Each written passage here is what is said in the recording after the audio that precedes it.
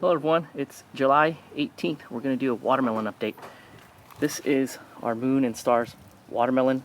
Check out the size of the leaves. The size of the leaves are going to be your indicator when it comes to how big of a watermelon it's going to produce for you. So I've found in the past that many of the leaves grew to about this size and the watermelons were about football size.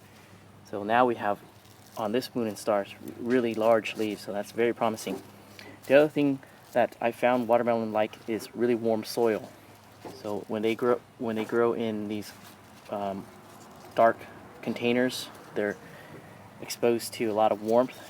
The sun is absorbed by the black color, and the soil is nice and warm. So we get really pretty watermelon plants when grown in this type of environment, I guess, in container. So if you're curious about why there's a cage on this, on top of this pot, it's because on the back is a Haogen cantaloupe, and we're going to let it grow above the watermelon, and the watermelon will come onto the lawn. Let's go and look at our Klondike Stripe Blue Ribbon. Sometimes it's called the Klondike Blue Ribbon Striped Watermelon, and check out the size of the leaves. So here it's not as big as our moon and stars. It should be bigger, so that's why we're getting this watermelon that seems to have slowed down in growth. It's going to be bigger than our football size watermelon that we got last year, so it's looking good. This was self-pollinated. There was one other one that was growing here, and the other key to growing watermelons is to make sure that once they get pollinated, they grow nice and symmetric. If they look wonky, it's best to call it off, because the plant's more likely to make a nice big watermelon if it's nice and pollinated. If it's not pollinated, it's going to look misshapen and it's not going to grow well. So best just to cut it off so that the energy can be spent towards growing the better looking ones. Here's another one that was self-pollinated. It's really pretty watermelon. I guess I don't normally make videos when there's direct light, but for the watermelons, they look really nice under direct light. Let's look at it again. And our biggest one is this one that's underneath our bear's lime tree, and it's looking to be about the size of a volleyball, soccer ball.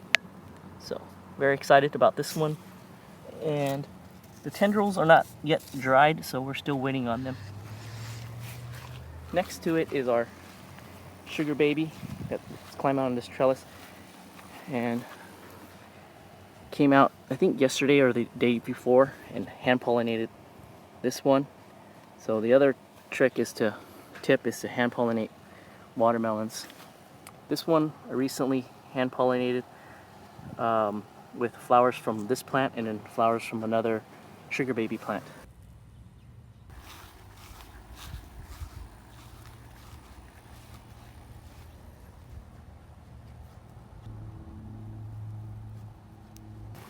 This is our Yellow Mountain Sweet watermelon that's still growing.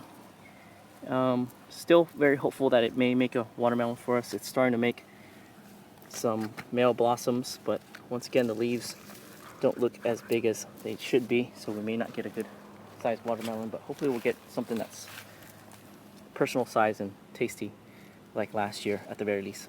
This is the Hopi watermelon. And then back there is another sugar baby. So there's a lot of shade in that area. It's very reflective of its size because it's in the shade. Here is another moon and stars, and a good illustration between the one grown in a pot and here. So this one and the other one in the pot were sown at the same time, and the size of the plant is going to be smaller than the other one. Okay. In there is that Hopi yellow. It's not going to make a watermelon for us. It's too dark in there. And then here is another sugar baby in another pot here. And we should get something that's at least maybe softball size or bigger in this microclimate with a lot of, I guess, morning shade.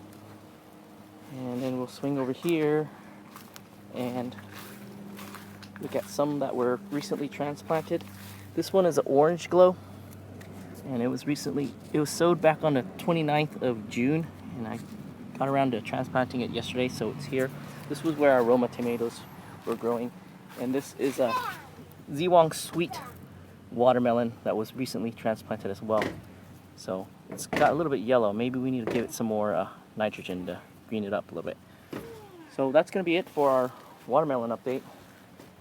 We have some other ones that are growing elsewhere in the front yard. They're not looking too big right now, so there's not much to report on those guys. And then we have this Hopi Yellow that was also sown on the 29th to transplant in the next day or two. So hopefully we can get a Hopi Yellow. Alright, that's going to be it for our watermelon update today. We'll see you in the next video. Happy gardening!